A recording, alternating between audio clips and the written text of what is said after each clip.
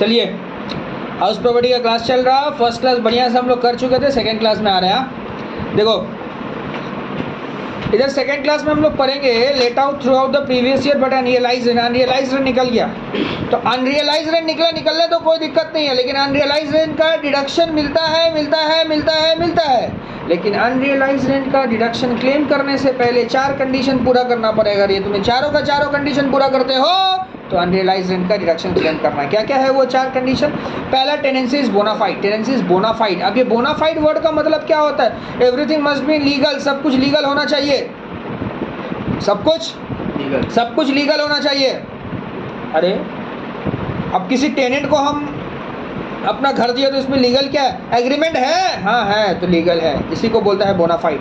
फिर जो तुम्हारा डिफॉल्टिंग टेनेंट है, तुमको पैसा नहीं दिया, अनरियलाइज रेंट किया है, डिफॉल्टिंग टेनेंट, वो तुम्हारा प्रॉपर्टी को वैकेट करके चला गया और नहीं वैकेट करके जा रहा है, तुमसे ज़बरदस्त है, तुमसे मोटा तगड़ा है, तो तुमको ये दिखाना पड़ेगा कि तुम कोई स्टेप ले रहा है उसको भगाने का। समझ गए? तीसरा पॉइंट क्या बोल रहा?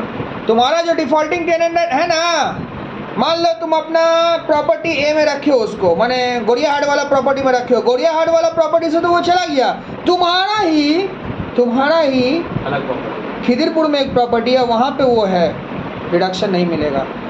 तुमको अगर अनरियलाइज रेंट का डिडक्शन क्लेम करना है, तुम्हारा किसी भी प्रॉपर्टी में वो टेनेंट नहीं रह सकता है। लास्ट पॉइंट, तुमको ये शो करना पड़ेगा, तुमको माने एसएससी को, कि तुमने सारा का सारा रीजनेबल स्टेप्स लिया है, लीगल प्रोसीडिंग लिया है अपना टेनेंट को भगाने के लिए। अगर तुमसे ज़्यादा ताकतवर है, तुमको स्टेप दिखाना पड़ेगा ना, हमने ये कदम उठाए हैं उसको भगाने के लिए, तभी नहीं भाग रहा, तो एसएससी ऑफिसर मान जाएगा कि नहीं सही बोले। चारों कंडीशन फुलफिल करोगे तो अनरियलाइज रेंट का डिडक्शन क्लेम करोगे। समझ गए? इलस्ट्रेशन 2 का सम्स है, इलस्ट्रेशन 2 का सम्स। आओ गुरु करते हैं इलस्ट्रेशन 2 का सम्स। कराची इलस्ट्रेशन 2 देखो, एक सम्स बताते हैं। Municipal value, fair rent, standard rent, तीनों में पहले म्युनिसिपल वैल्यू और फेयर रेंट में बड़ा कौन सा है? फेयर रेंट 1,20,000 और 90 में छोटा कौन सा है? 90। तो एक्सपेक्टेड रेंट कितना आएगा? 90,000। अच्छा, एक्चुअल रेंट कितना है? 1,20,000। अनरियलाइज रेंट 2 महीना, तो 1,20,000 12 महीना का वैल्यू है, तो 2 महीना का कैसे निकलेगा? 20,000। 1,20,000 से 20 माइनस जाएगा तो कितना होगा? 1,20,000 से अगर 20 माइनस जाएगा तो 1,00,000।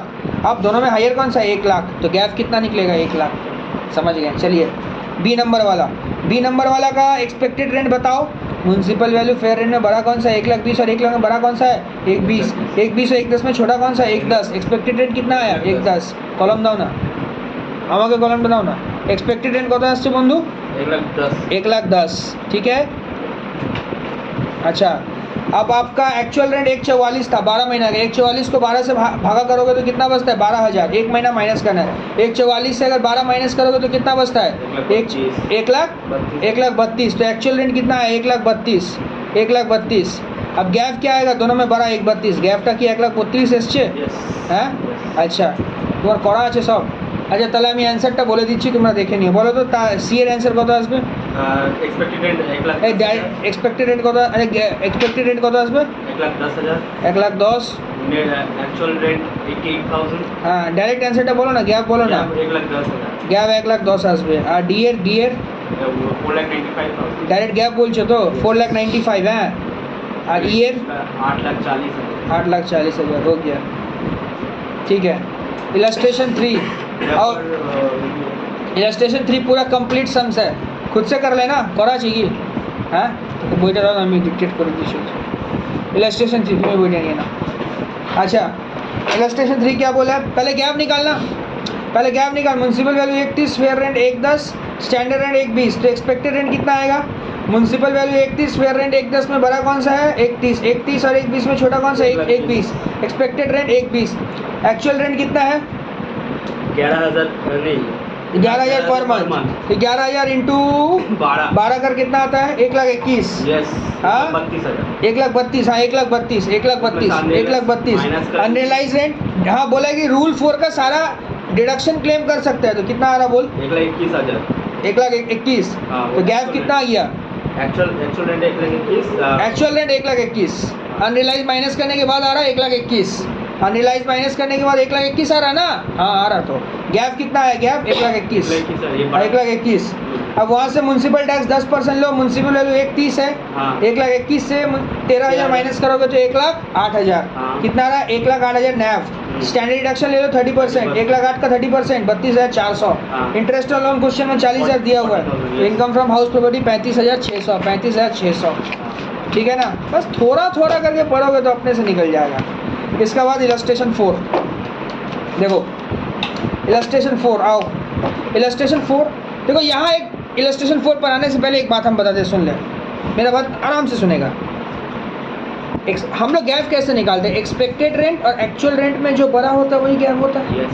हाँ, गैप से हम लोग क्या माइनस करते हैं? वैकेंसी माइनस करते हैं। अभी तक नहीं किया, अब करेंगे। गैप से क्या माइनस करेंगे? वैकेंसी। सुन ले मेरा बात, अगर तेरा गैप एक्सपेक्टेड रेंट तेरा गैप बन रहा, अरे गैप कैसे निकलता है? एक्सपेक्टेड रेंट और एक्चुअल रेंट में जो बड़ा होता है वही गैप होता है। एक्सपेक्टेड रेंट और एक्चुअल रेंट में जो बड़ा होता है वही गैप होता है। ओके, तो अगर आपका गैप एक्सपेक्टेड रेंट होता है तो वैकेंसी माइनस मत करना, वैकेंसी माइनस मत करना। लेकिन अगर अगर अगर एक्चुअल रेंट आपका गैप होता है तो वैकेंसी माइनस होगा। ठीक है, चलो आओ हम लोग करके देख लेते हैं। देखो इधर देखो, बिफोर वैकेंसी। हाँ सुनो, क्वेश्चन नंबर 4 सबसे पहले एक्सपेक्टेड रेंट निकालते हैं। देखो municipal value 1,00,000, fair rent 1,20, standard तो 1,20 में बड़ा कौन सा है? 1,20, 1,20 90 में छोटा कौन सा है? 90, तो एक्सपेक्टेड रेंट 90 आ गया। अच्छा, एक्चुअल रेंट 1,20 है, अनरियलाइज 10 है, तो एक्चुअल रेंट कितना है? 1,10। अब सुन, गैप क्या होगा? 1,10 और 90 में बड़ा कौन सा है? 1,10, तो 1,10 गैप होगा, 1,10 गैप होगा। अब यहाँ से तेरे को क्या माइनस करना पड़ेगा? वैकेंसी 4 महीना का माइनस करना पड़ेगा। 4 महीना मतलब 1,20 12 महीना का है, तो 1 महीना का 10,000, 4 महीना का 40,000, तो 1,10 से 40 माइनस करेगा 70। ठीक है, ये ठीक है, समझ में आई है ना। दूसरा वाला सुन, देख यहाँ पर गैप क्या बना, समझ में आया? तेरा जो एक्चुअल रेंट था वो गैप बना, इसलिए वैकेंसी माइनस हुआ। लेकिन अगर गैप एक्सपेक्टेड रेंट बनता तो वैकेंसी माइनस नहीं होता। सुन बी नंबर वाला में सुन, म्यूनसिपल वैल्यू फेयर रेंट में बड़ा कौन सा है? 1,20, 1,20 1,10 में छोटा कौन सा है? 1,10, समझ गए। अच्छा, 1,10 एक्सपेक्टेड रेंट, एक्चुअल रेंट कितना है? 1,32, अनरियलाइज 32 है, तो माइनस करेंगे कितना रहा? 1,00,000। अब सुन, दोनों में बड़ा कौन सा है? 1,00,000 और 1,10 में बड़ा कौन सा है? एक्सपेक्टेड रेंट मेरा क्या बन रहा है? 1,10। भैया वैकेंसी है 3 महीना, माइनस नहीं होगा, नहीं होगा, नहीं होगा, नहीं होगा, नहीं होगा। 1,10 ही गैप रहेगा, 1,10 ही गैप रहेगा, 1,10 ही गैप रहेगा। अब बाकी का सब खुद से कर लेना, ठीक है, ठीक है, बाकी का सब खुद से कर लेना। ओके, अब नेक्स्ट आते हैं हम लोग इलस्ट्रेशन 5, ये भी करवा ही देते हैं। इलस्ट्रेशन 5 आजा, ठीक है। अच्छा, ये सम्स এটা বুঝতে পেরেছো ইলাস্ট্রেশন 5? হ্যাঁ, কত লাগবে? হ্যাঁ, बुझे गए? ठीक है, इलस्ट्रेशन 5 आप लोग भी खुद से करिएगा, सेम कॉन्सेप्ट है, खुद से करिएगा। समझ में अगर नहीं आया तो पूछिएगा मेरे को, ठीक है। अच्छा, इलस्ट्रेशन 4 सेल्फ ऑक्यूपाइड प्रॉपर्टी हम बता देते हैं। सुन देख, अगर तेरा दो घर को तू सेल्फ ऑक्यूपाइड पकड़ सकता है, जिसको हम लोग सेल्फ ऑक्यूपाइड पकड़ते हैं उसका गैप नैव नील आता है, उसका गैप नैव नील आता है। 2 घर को हम सेल्फ ऑक्यूपाइड पकड़ सकते हैं, 2 घर को हम सेल्फ ऑक्यूपाइड पकड़ सकते हैं। जैसे यहाँ मेरे को इलस्ट्रेशन 6 दिया है, बोला सेल्फ ऑक्यूपाइड है। ए बता सेल्फ ऑक्यूपाइड गैप कितना है? बता, चेक मत करेगा। म्युनिसिपल फेयर रेंट पे सेल्फ ऑक्यूपाइड है, गैप नील होगा, तो आंसर नील दे दे, नील।